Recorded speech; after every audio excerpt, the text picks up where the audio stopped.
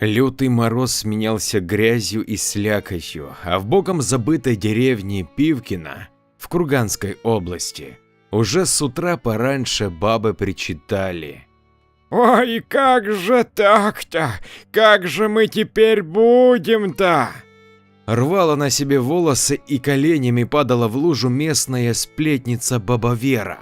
Ее подружки по злословию уже стояли вокруг нее, еще не зная дела, а тоже охали и ахали. «Это же надо так, а, бабоньки? Как же мы теперь будем-то, ежели вся скотина передохнет из-за этого Ирода-то окаянного? Погубит он село наше, вот погубит, как пить дать!» И она уже вся как обезумевшая кричала, собирая вокруг себя толпу. «Да гнать его надо в шею, гнать, чтобы духу его тут больше не было!» Кудахча вдогонку бабе Вере голосили вокруг нее бабки. «Приехал нелюдь окаянный, погибель за собой несет!» Старушка уже готова была искупаться в грязи для пущей убедительности. А дело было вот в чем. Пару недель назад в это село приехал новый участковый Виктор Демидов. Мужик видный, строгий, да только за повинность в своем отделе сослали его в эту деревню, чтобы сидел тут, а он, между прочим, начальником был в уголовном розыске. Но его принципы и честность его изгубили.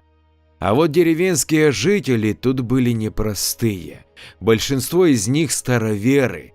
Если уж церковь не признавали, то о чем говорить про участкового в погонах, да еще и с техникой из города. Вред всему живому, сквернословит на своем тарабарском. И как раз со дня его приезда скотинка болеть начала. Только вот участковый был ни при чем. Местный знахарь Туган разъяснил всем, что это не болезнь, а витаминов не хватает, как у людей, а витаминоз. Но если мужики поняли, то бабы нет, они на него злобу страшную таили. Просто он еще и всех невест вокруг себя за 2 недели разогнал. Все, враг номер 1. Бабы-то на выданье, а кто и не первого урожая, так они про тех, кому за 30 говорили. Но был в деревне староста, Столяров Олег Михайлович, мужик тоже серьезный. Его-то они и разбудили своим криком. Вышел Столяров посмотреть, что опять у этих бабёх случилось-то. «Что раскудахтались курицы? Чего опять глотки надрываете? Петухи пропеть не успели, а вы уже кудахканье развели!» Он оглядел всех причитавших и увидел в центре бабу Веру. Сразу стало ясно, кто вина нарушению дисциплины и его сна. «Олег Михайлович, батюшка, ты наш родненький, отец ты наш!» Начала баба Вера, но он ее перебил. «Какое тебе, батюшка, акстись полуумная! Баб Вера, совсем того ты уже стала, чего пургу-то мелешь? Я староста вам, давай без причитаний, коротко и по делу!» Он нахмурил брови, не любил староста таких причитаний. «Эдак ты с бабами разговариваешь, эх, Олег Михайлович, совсем стыд потерял!» Начала она вздыхать, но увидев его суровый взгляд, тут же быстро протараторила. «Ну, ежели так, то вон тебе по делу. Кобыла хромает у Петьки, а знахарь наш Туган тоже сторону этого буржуя принял. Говорит, витамины нужны и подковы новые, а мы-то знаем, мы все знаем. Он приехал и проклял тут всех нас, может и не сам, а за собою несчастье приволок». Отчеканила баба Вера, а подружки за ней стоят и головами мотают. «А ну, цыц! Что гривами трясете, как лошади в стойле? Сказано вам нужно подковы и лекарства лошадкам и другому скоту. Развели тут мне концерт. Вы от Виктора Андреевича? Отстаньте, а то выпарю всех и не посмотрю, что у вас уже песок сыплется. Научитесь у меня быстро язык свой прикусывать. Да на людей не будете наговаривать». грозно сказал староста. Эй, ты за него, за беса-то окаянного? Да как он вас погубит, вспомнишь потом еще бабу Веру. А поздно, милок, будет, поздно. Начала уже было баба Маша, только быстро рот закрыла, потому как к ним шел тот самый участковый. Виктор подошел к старосте, пожал ему руку, оглядел бабушек и тяжело выдохнул. «И что на этот раз я натворил вам, любезные вы мои?» С усмешкой поинтересовался он. А то сам не знаешь, Ирод. Под нос буркнула баба Вера. «Дорогие пенсионерки», – вздохнул Виктор, – «если вы не прекратите, я вас сам сдам в поликлинику, чтобы мозги ваши проверили, а то вы сами скоро как бесы мои высосите». Он усмехнулся, после стольких лет работы его мало можно было чем удивить. Сколько экстрасенсов-шарлатанов он видел, магов и прочих. Бывало даже, что и за покойниками гонялся. Но это по документам они были покойные, а так вполне себе живые. Нет, он не исключал, что есть на свете что-то, просто не говорил об этом. Вы бы, бабоньки, лучше собрались, написали бумагу о том, что нужно купить, особенно скотинке, главным-то кормильцам. Да я бы в город поехал выбивать, а то устроили тут базар. И пригрозил им пальцем. Бабки быстро пошушукались. Староста с участковым даже усмехнулись, и решили они, что так будет лучше. Попытались, конечно, и дочерей своих навязать в помощники, но участковый шикнул, и они разбежались, как муравьи. Да, быстро ты их, а то я по полдня их разгоняю обычно. Эх, бабы, тяжелый народ. Мужиков у нас мало, а те, что остались, от них шарахаются. Вот они и дичают.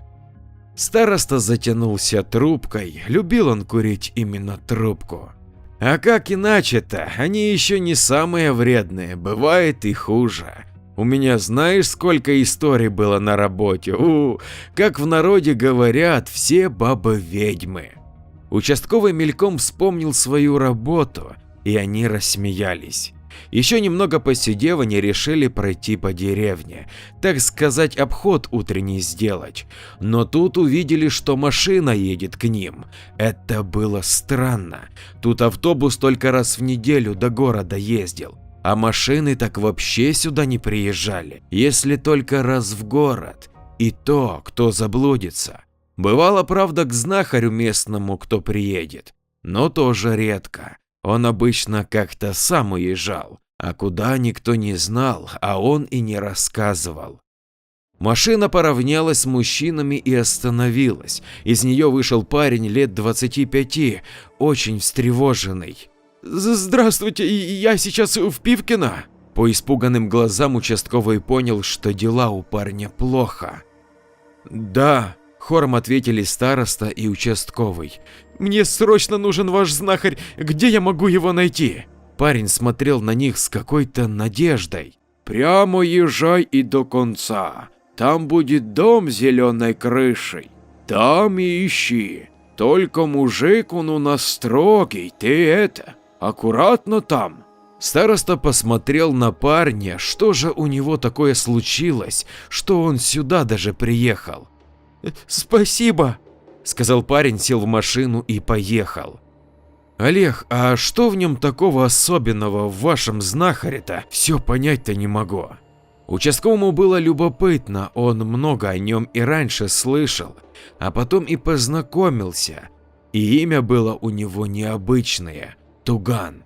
Оно было, конечно, древнеславянское, но все же необычное для городского жителя. Умелец он известный, много знает, лечит всех, но кому и отказать может, поэтому мы почти тут не болеем, соблюдаем, так сказать. Староста похлопал себя по животу. Мы же люди тут верующие, только не в ту грязь, что нам навязать хотят, а в то, что было нашим, а сколько помню себя, Семья Тугана не одним поколением тут живет. Наш он человек. Староста посмотрел на свои командирские часы, которые ему недавно подарил участковый. О, что-то мы заболтались с тобой, а завтрак пропускать нельзя. Пошли, хоть чаю хлебнем, а то ты со своим кохве сердечную мышцу убьешь. Да нет, спасибо, Олег, я схожу лучше проверю, что за гость к нам приехал, да и пообщаюсь с нашим знахарем. Нет, плохого участковый о нем не думал, просто любопытство. Ну, как знаешь. И они разошлись в разные стороны. Виктор удивлялся, как люди узнают о том, у кого нет ни социальных сетей, ни номера телефона, ничего такого, если только сарафанное радио. Но сколько он слышал о нем, даже тогда все это выглядело как сказка. Ему только в руки еще волшебную палочку дать, и будет Гарри Поттер прям. Да и то слышал лишь от тех, кто жил рядом с Пивкино, но им не верили на слово, смеялся, хотя и не всегда. Много на его памяти было случаев, как наркоман стал хорошим человеком и все про знахаря рассказывал. Алкоголик, что семью свою изводил, приличным семьянином. Много чего слышал, да удивлялся. Да и за 2 недели, кроме местных жителей, сюда только вот кто-то к нему приехал. А до этого, насколько он успел узнать, никто не прибывал в Пивкино. Так за раздумьями он и дошел до дома, где жил знахарь Туган. Машина приезжего стояла рядом с калиткой, участковый замялся войти или помешает, и пока думал и крутился, знахарь сам вышел. «Что стоишь, топчешься тут? Чай я тебе не невеста, да и не зазноба твоя, ха-ха-ха-ха!» Туган посмеялся. «Да мешать не хотел, а любопытство оно такое, сам знаешь», признался Виктор. «Знаю, проходи, нечего в дверях разговоры заводить. Чай лучше пить будем». Знахарь пригласил участкового в дом. Виктор прошел, разулся, и они отправились на кухню. Там и сидел приезжий гость.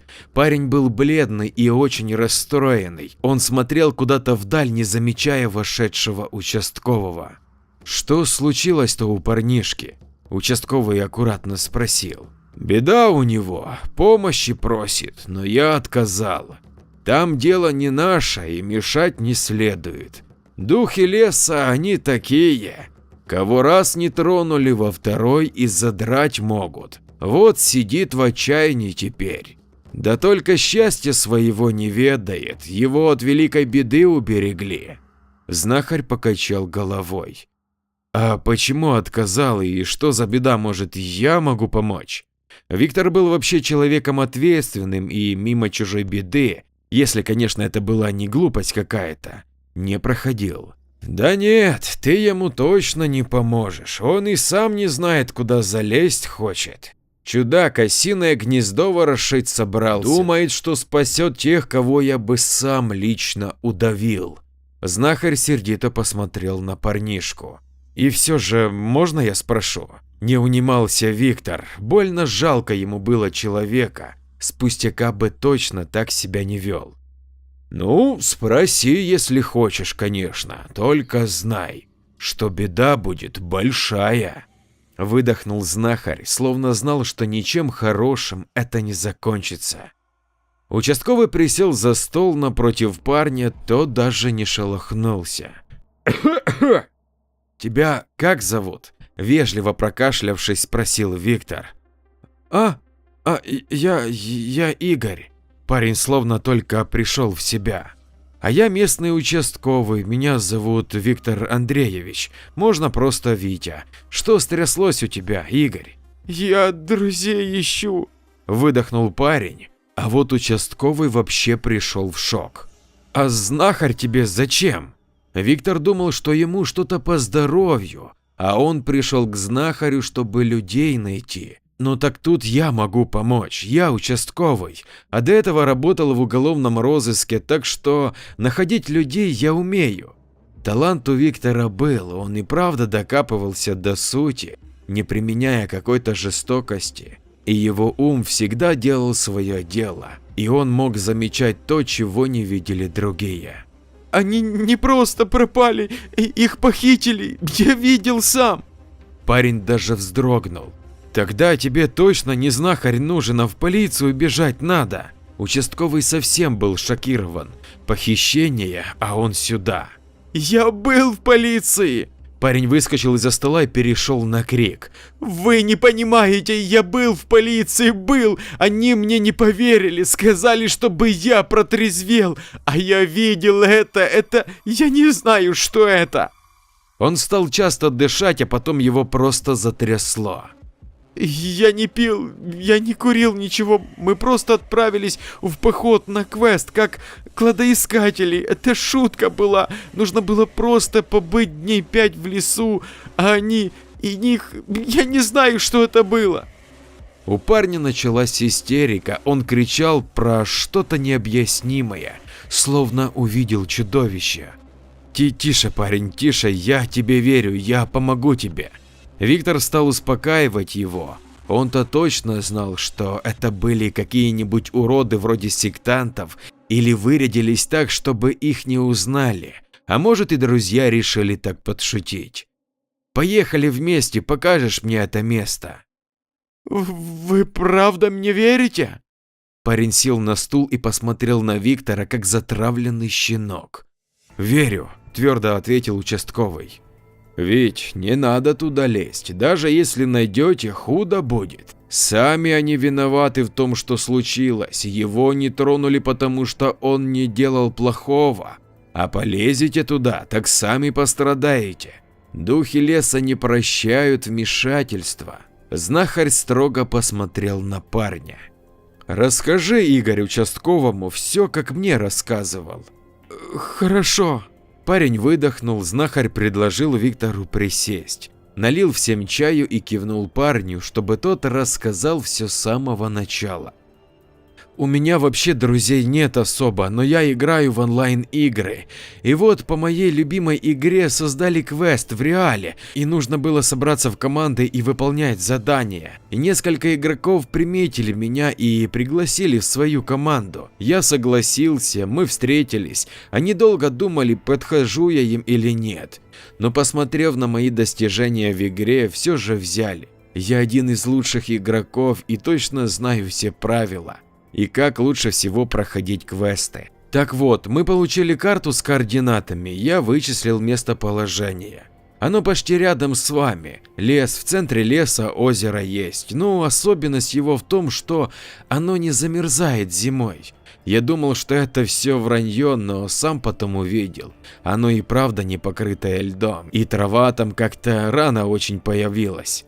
Я подумал, что может местная аномалия, ну или еще что-то.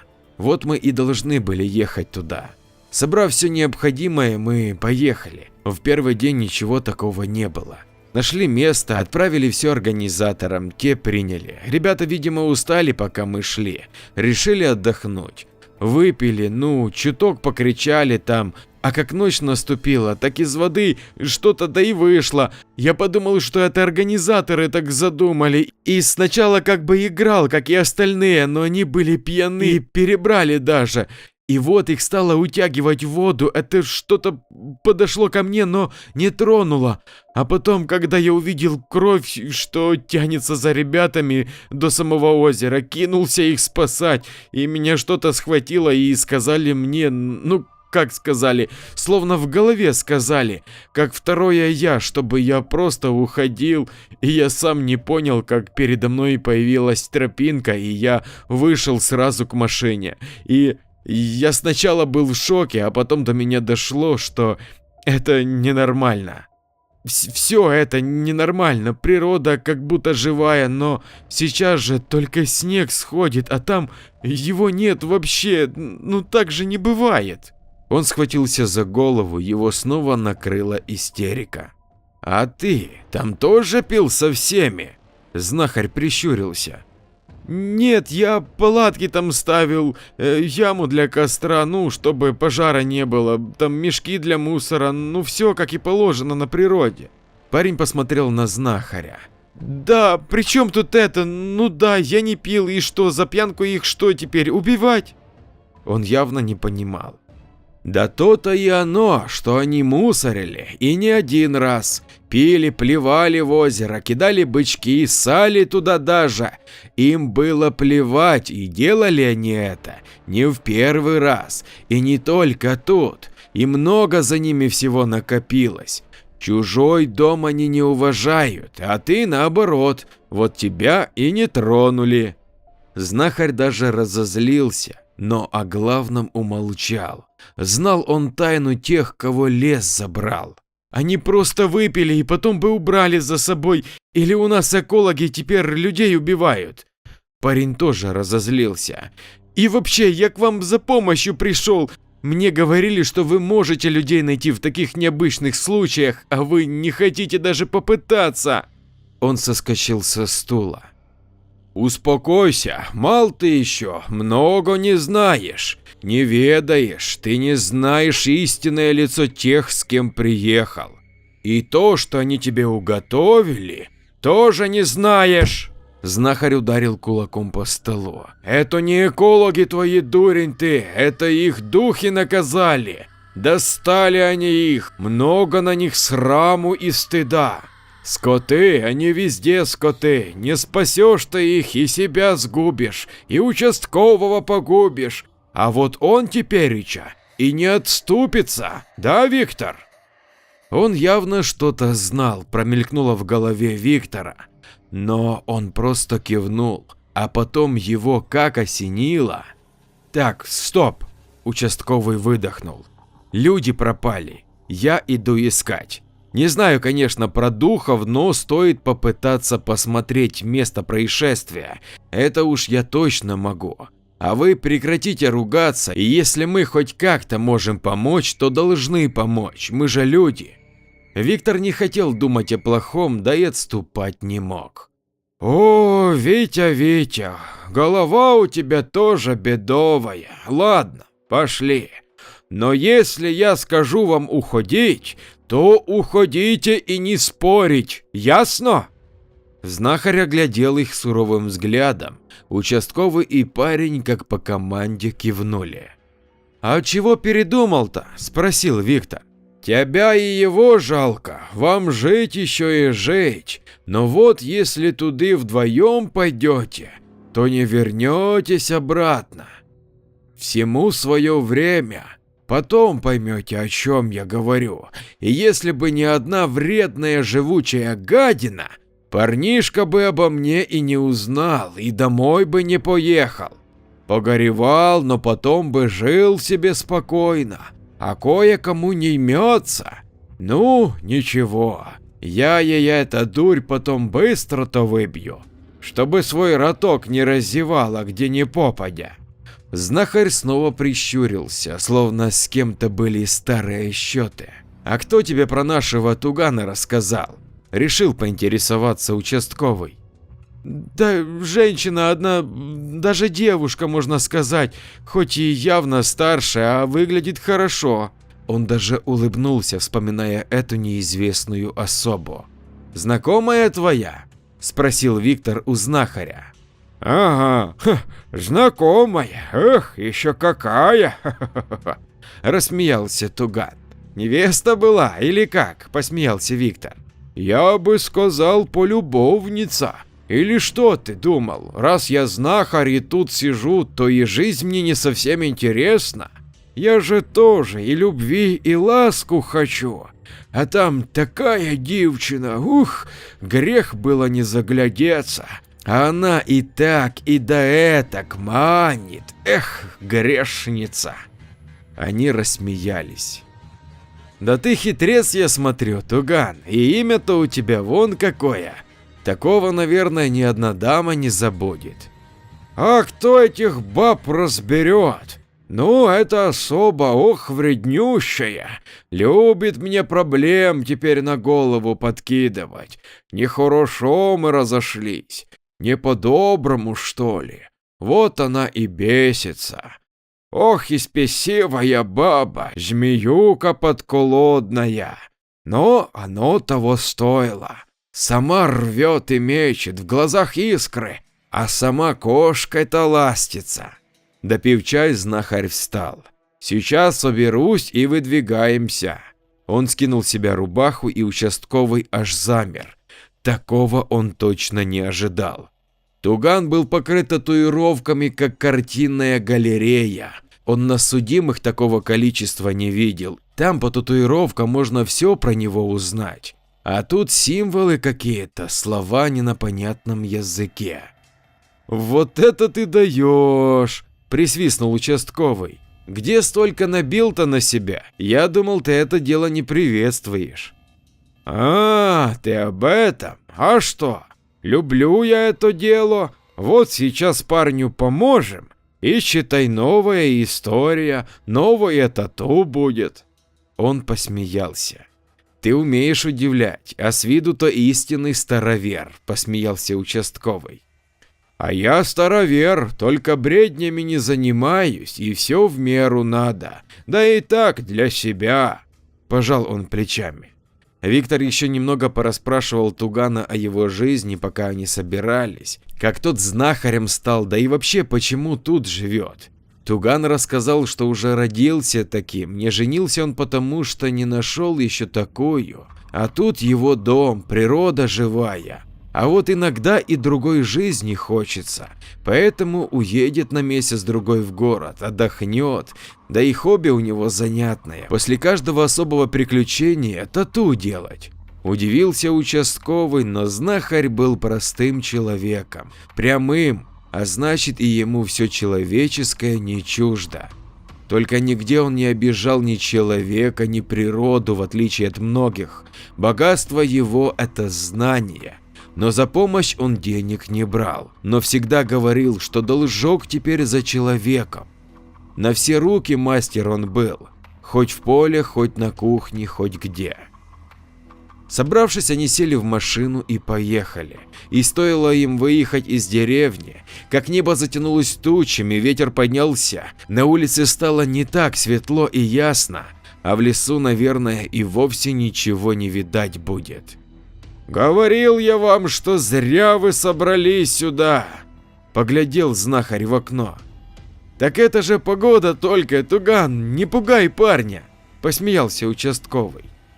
«Это, друг мой, не погода, а духи дают знать, чтобы мы обратно ехали и в их дела не мешались». Знахарь покачал головой, достал мешочек какой-то и что-то шептать над ним стал. Участковый посмотрел на него, удивился, но ничего не сказал. Солнце, конечно, из-за туч не выглянуло, но ветер поутих. Приехали они к тропе, что вела к озеру. Парень долго на нее смотрел, потом заглушил мотор. «Ты уверен, что хочешь знать, что с ним стало?» Туган посмотрел на парня. «Да, никогда себя не прощу, если даже не попытаюсь их спасти. Неправильно это будет, не по-человечески». Он вышел из машины и пошел к багажнику. «Вот и еще одна причина твоего спасения. Душа у тебя добрая, загубишь только из-за них», – тяжело вздохнул знахарь. Виктор промолчал. Эту странность о душах и духах он не понимал.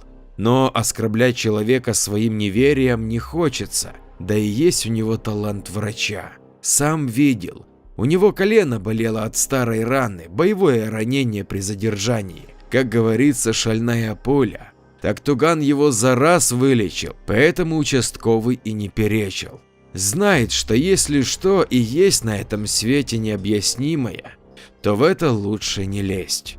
Парень заблокировал машину, все взяли свои рюкзаки и пошли к озеру. Туган шел и что-то ворчал себе под нос, а парень удивлялся, ведь когда они сюда приехали и когда он убегал обратно, таких зарослей не было, а теперь что ни шаг, то репей или заросли крапивы. А Туган не разрешает вырывать, говорит ступать аккуратно. Но как же тут идти аккуратно, когда все под ногами? Кое-как они все же пришли к озеру. Там все было чисто, красиво, даже намека не было на то, что здесь кто-то был.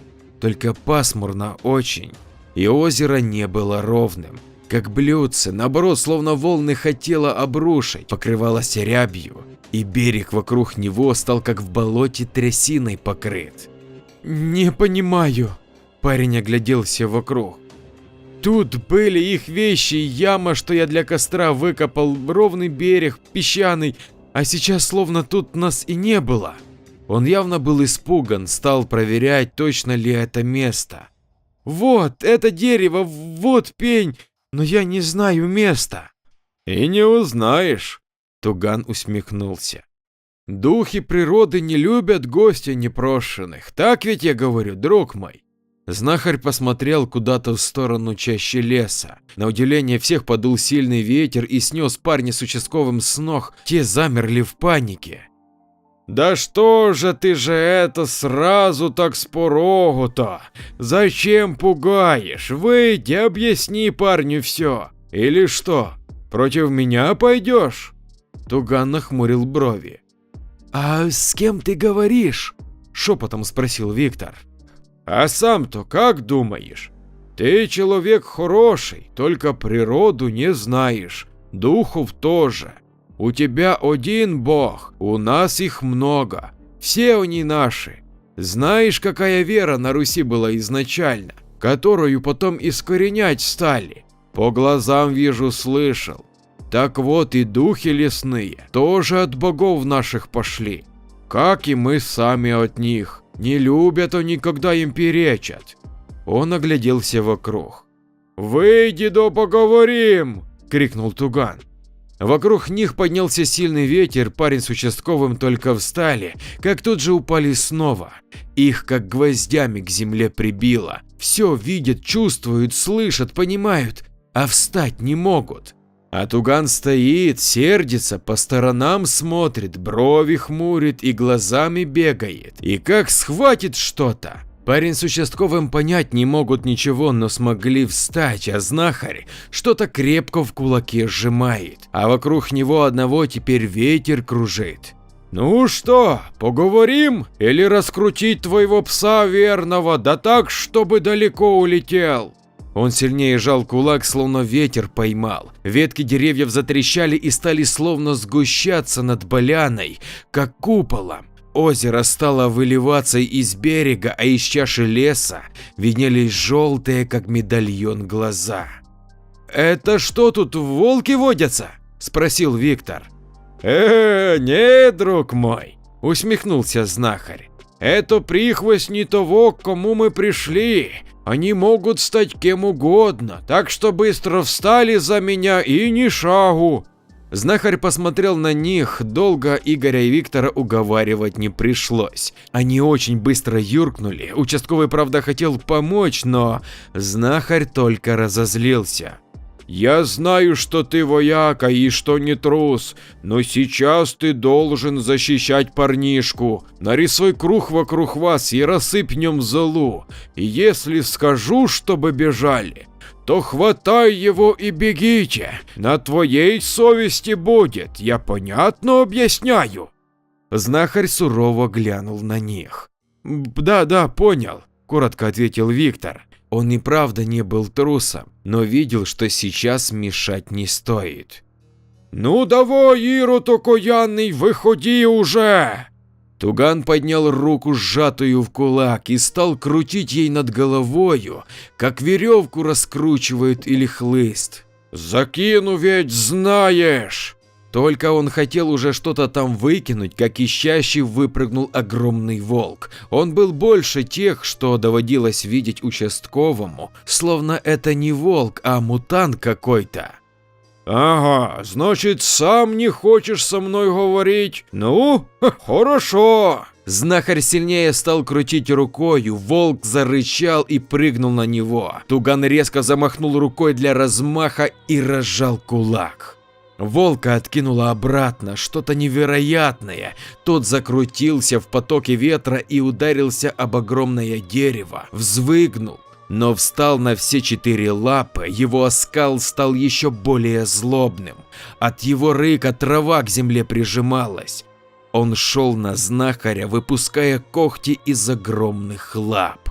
Ха-ха-ха, не пугай, псина, здоровее видел. Туган напрягся и внимательно смотрел за волком. Ты зачем пришел сюда? Голос словно эхом пронесся над озером, и вокруг них побежали странные тени. Да узнать хочу, куда людей дел. Знахарь словно искал глазами, где его невидимый собеседник. Это не люди, а ублюдки. Незримый собеседник словно сплюнул от этих слов. Звук был похож на отрыгивание букв. Скоты они, ты посмотри, что они устроили мне.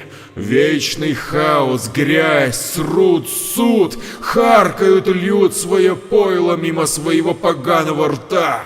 Их бычки с никотином бьют свои бутылки и кидают везде. Они поганые выродки.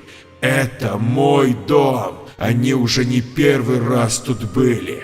Притащат с собой какого-нибудь бедолагу и начинают. А потом знаешь бы, чем это закончилось для этого человека. Они бы убили и его тоже. Голос шипел, а Игорь не верил тому, что слышит. Убили? Они же не убийцы! Игорь еле выговорил каждое слово.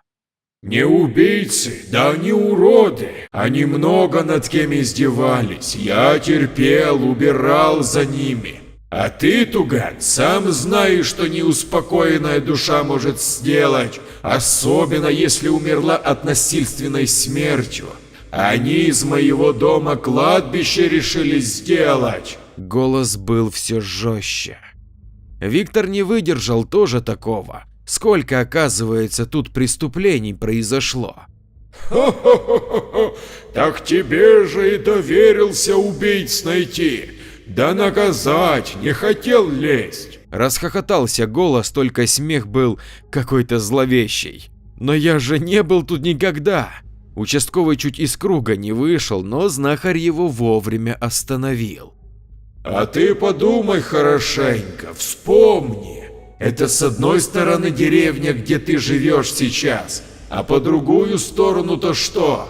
Правильно, там город. А как ты заблудился в лесу? А как я тебя сюда привел? Как ты рюкзак нашел? А их так и не поймал.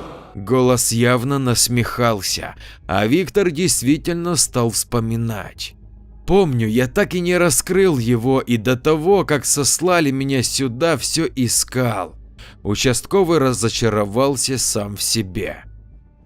Что же ты ему трупы-то не отдал? Знахарь усмехнулся. А что я им помогать еще должен? Я ему кто? А он мне что? Он просто в лесу не гадит, так теперь другом его считать? Они все одинаковые. Тут хорошие, а в другом месте плохие, грязные сами и души грязные, ничего в них не осталось. Все ближе и ближе звучал голос какого-то очень озлобленного. Я и так парня выпустил, а мог бы и с ним утащить. Все равно они бы его убили. Так нет же, смотри, какой правильный. Вернулся он. За кем? За теми, кто бы его убил? И с каждым словом он был все более раздражен и зол. Может, собачку свою уберешь, а то потом не серчай. Знахарь уже говорил серьезно, без усмешки. Ты зря пришел, я предупредил. Вы хотели знать, я сказал.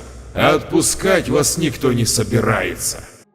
Что-то в воздухе зашумело, деревья согнулись с диким скрипом, стали корявые и уродливые, а волк шел прямо на них и рычал, заливаясь слюной. Земля стала словно гудеть, а потом из-под нее послышались стоны и завывания, а на поверхность из озера выходил кто-то в мусорных мешках или тряпках, похожие на людей, но искривленные, синие, опухшие. У кого-то не хватало то руки, то полтела, а кто-то и вовсе выполз на руках без ног. Игорь закричал, а Виктор схватился за пистолет, такого он точно не ожидал за долгое время. Его нервы сдали, он схватил парня и заслонил с собой. Вот теперь слушайте внимательно.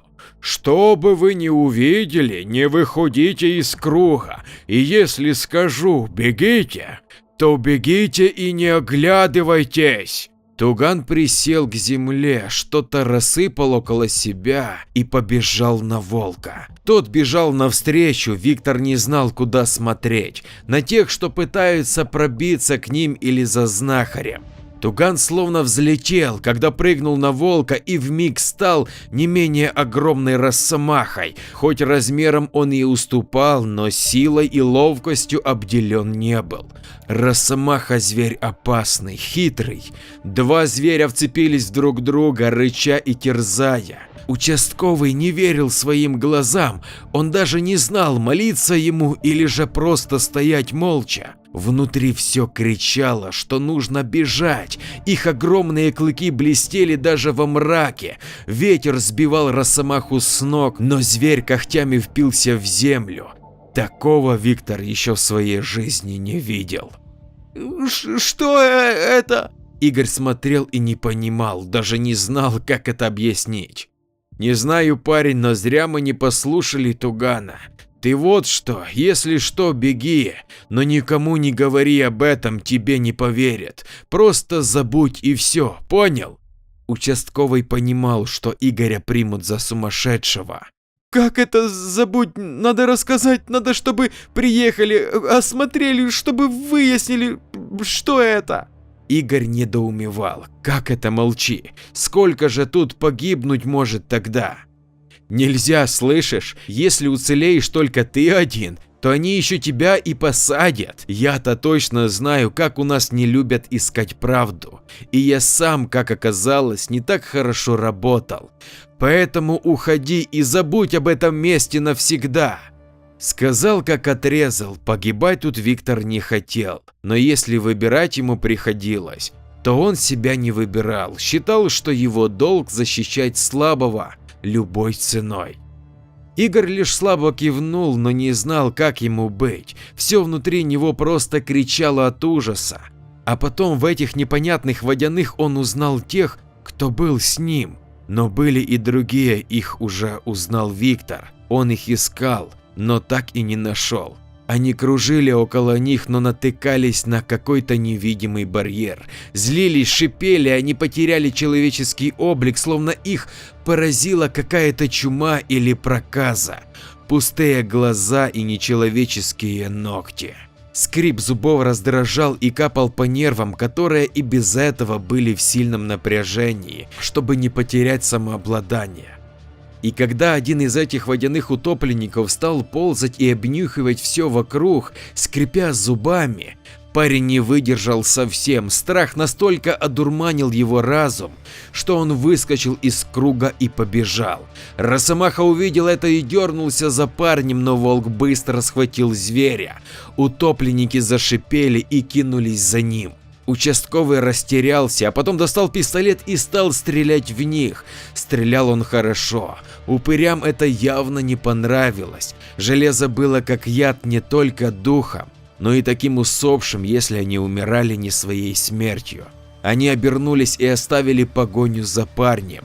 Виктор вышел из круга, и вокруг него начался целый хоровод. Он стрелял, ужасные лица мерцали перед глазами, участковый уже не понимал, что он делает, просто по реакции жал на курок. Упыри отскакивали, шипели и старались задеть его, укусить, а потом кто-то со спины все же повалил участкового на землю. Эти кровожадные твари бросились и стали терзать мужика. Они не спешили его убивать, они хотели насладиться его болью, царапали и кусали, как пиявки. Виктор пинал, стрелял, бил в кого попадя, но их было больше. Силы оставляли его, кровь текла очень сильно, и от этого у него начинала кружиться голова. Сознание покрывалось туманом, а происходящее пугало, и он уже не понимал ничего. Увидев, как терзают человека, волк оскалился и слегка расцепил пасть, чтобы нанести последний укус, но Туган воспользовался этой заминкой, замахнул лапой и когтями ободрал морду псине. Тот взвыл, выпустив глотку росомахи. Росомаха сверху напрыгнул на него и потащил его вниз за глотку. Громкими когтями он стал рвать ему пасть, волк скулил, но Росомаха держал его крепко. Теперь точно не отпустит. «Хватит!» Голос зловеще, как раскат грома, прогремел по лесу. «Отпусти его, или они сожрут человека!» Росомаха быстро пробежал глазами вокруг, но не отпустил волка. Прижал его морду когтями к земле. Волк был изранен, его глотка почти разодрана, а горячая кровь стекала по пасти. Упыри шипели, но не трогали участкового. Он лежал на земле, царапины были глубокими, как и укусы, бледное лицо и затуманенный взгляд. Яд упырей парализовал его тело. Озеро покрылось еще большей рябью, волны стали бить по берегу, требуя своей добычи. Все словно замерло вокруг. Уродливые корявые деревья стали расступаться, и вскоре на поляну вышел старик, больше похож на среднего медведя. Клыки, торчащие изо рта, заячья губа, глаза как у свиньи и нос рылом кабана, одетый в какую-то накидку из меха и кожи. Если бы, наверное, встретили такого на улице, то решили бы, что урод или мутант, или много пьет. Лицо темно-синее, зеленые волосы и желтые гнилые зубы. Он злостно смотрел на это все своими поросячьими глазами и недовольно хрюкал кабаньим рылом. «Отпусти его, Туган, а то я и второго из лесу не выведу. У меня там много голодных ходит, а то и, гляди, до Кикиморы дойдет. Забирай их и уходите». Старик недовольно смотрел на всех, даже на волка. «Опозорил ты меня! Не мог его даже подрать как следует, чтобы он место свое знал, раз решил, что в этих облезлых муках лучше!» Пережевывая свой язык, прокряхтел старик. Росомаха отпустил волка, и тот просто растворился. Упыри зашипели и стали подползать на корячках к старику. «Пошли вон, мерзости проклятые, вечность вам мучаться иродам!» Он стал бить их своей длинной клюкой, упыри шипели, кто-то пробовал схватить, но старик был не так слаб, как казалось, и пихал их палкой и шипел на них в ответ. А потом водяные ручьи стали хватать их за конечности и утаскивать в воду. Упыри сопротивлялись, стонали, выли, шипели, но вода утянула их за собой. «Что же ты сразу-то не вышел?» – спросил Туган, обернувшись человеком. «А кто ты мне такой, чтобы я к тебе на поклон шел? Это ты пожелал ко мне явиться. Забирай их и уходи!» Он указал на дерево, из которого несся испуганный Игорь. Парень, когда увидел, что он снова тут и какой старик стоит, закричал и стал биться в истерике. Старик разозлился и хотел ударить его, но знахарь не дал. «Хватит, он напуган, а ты его по лесу мотал, как пса гончего». «И что? А еще раз сюда явится, вообще заживо похороню!» Старик сверкнул глазами и исчез. Игорь упал на пол и просто молча сидел, он еще не понимал до конца, что это было. Туган подошел к Виктору, тот был без сознания. «Вот видишь, парень, ты меня не послушал, и теперь человек отравлен. Его эти упыри мертвой кровью заразили. Спасать надо, времени мало». Он покачал головой, поднял участкового и перекинул его через плечо, как мешок с картошкой. Из леса они вышли быстро, Игорь не отставал. Он боялся хоть на секунду остаться тут один. Парень ругал себя за то, что не послушал с самого начала знахаря.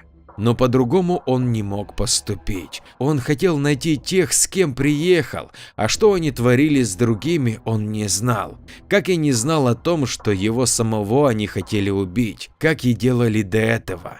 Почему об этом никто не знает, он выяснит потом.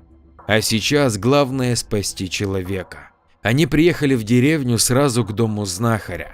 Староста прибежал к ним сразу, как только увидел, что участкового везут всего израненного. «Туган, что же это?» Столяров с ужасом взглянул на Виктора. Это человек смелый и бесстрашный, вояка он. Вот и ранен в бою.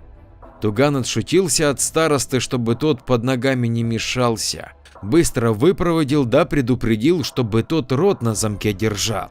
Игорь винил себя, но помогал Тугану. Воду носил, молол шелуху, скорлупу, еще что-то там. Они со знахарем почти 3 ночи и 3 дня не спали, даже не ели, только воду пили. Участковый бредил, кричал, приходил в себя и тут же терял сознание. И только к исходу 3-го дня он смог нормально очнуться. Где я? Виктор посмотрел на знахаря. Теперь в своем теле, друг мой. Туган выдохнул и сел рядом. Игорь, выжатый как лимон, смотрел со слезами на глазах на участкового и просто шептал: «Спасибо, спасибо». Ого, значит, я с ума не сошел, и это мне не привиделось? Усмехнулся Виктор, он хотел встать, но был еще слаб.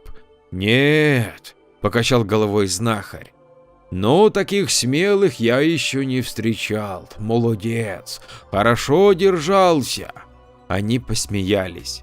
Спустя пару дней Виктор пришел в себя окончательно, и только после этого Игорь согласился, что ему пора ехать. Попрощавшись, он пообещал больше не ехать туда, где ничего не знаешь, или же вообще быть осторожнее.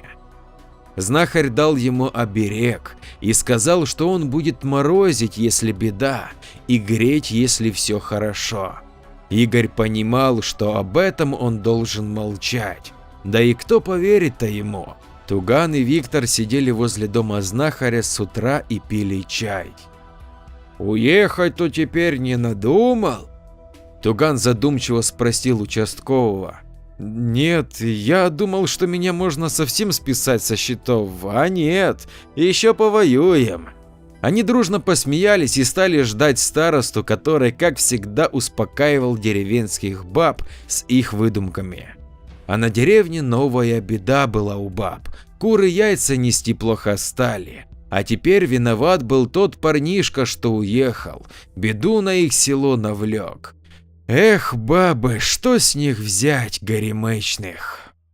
Ну что ж, если ты досмотрел этот ролик до конца, то он действительно был для тебя интересен. Прошу тебя потратить еще буквально 20 секунд времени для написания комментария, ведь только твоего мнения или просто смайлика не хватает для продвижения. Кто, как не ты, поможет мне в этом?